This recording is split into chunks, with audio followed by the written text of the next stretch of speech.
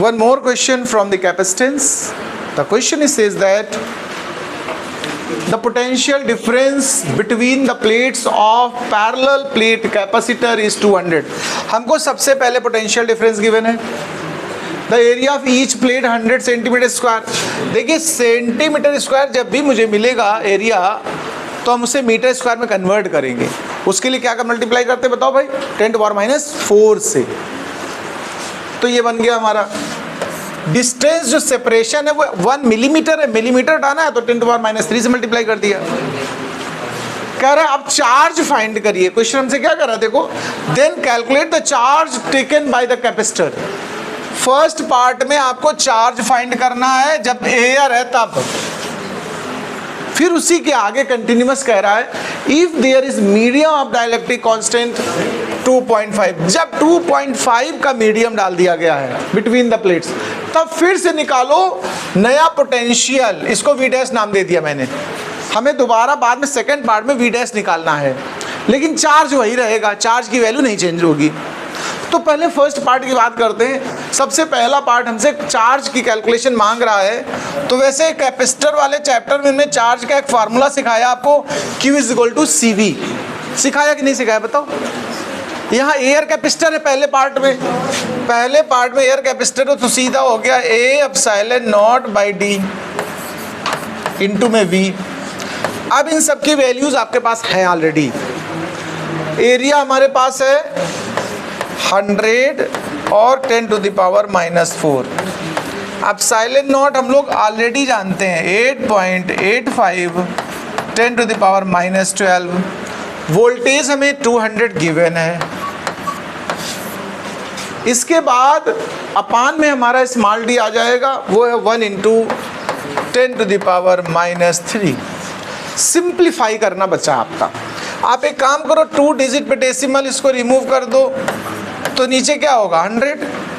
ये 100 अपना सिंपल एकदम कैंसिल हो गया. अब पावर का हिसाब किताब बचा है करने को आपका. ऊपर की पावर देख लो कितनी है टोटल भाई, जरा देखो सब लोग मैच कराओ उसको. माइनस की 4 है, माइनस की 12 है और अच्छा ये 2 और है हमारे पास, और 2 पावर इसकी ले लो,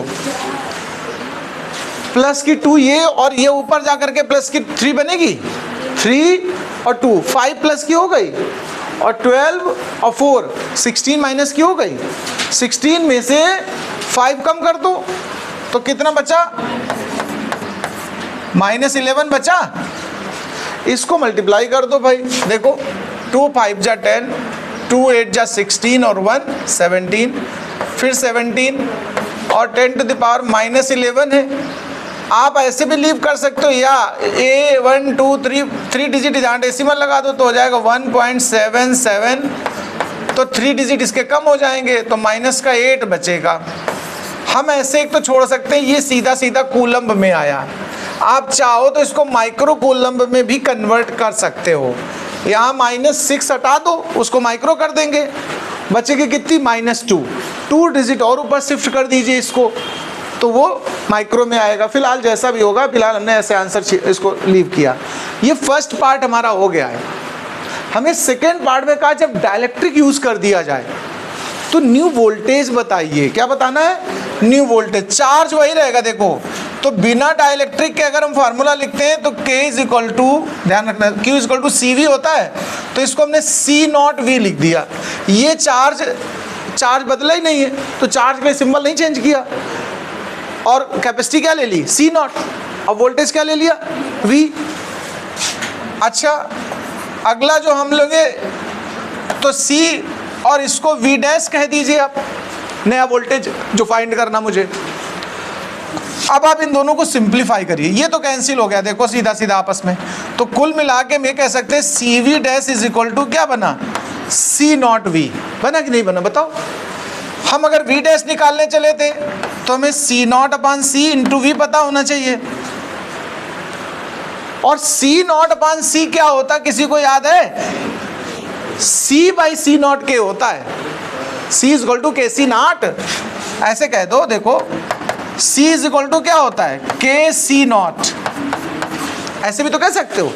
C0 कैंसिल हो गया तो आपके पास एक फार्मूला डायरेक्ट भी आप इसको एज ए फार्मूला समझ लो कि कभी भी डाइलेक्ट्रिक अगर यूज किया जाए तो पोटेंशियल डाउन हो जाता है। कितने टाइम डाउन हो जाता है? 1/k time.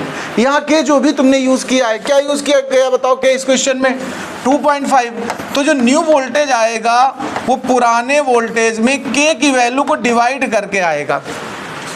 के 2.5 है तो ऐसे डिवाइड कर लो, डेसिमल हटा लो, 0 हो जाएगा। 25 1 जा 25 8 जा 80 वोल्ट हमारा इसका आंसर आ जाएगा। अगर क्वेश्चन समझ गए हो तो भाई नोट करो।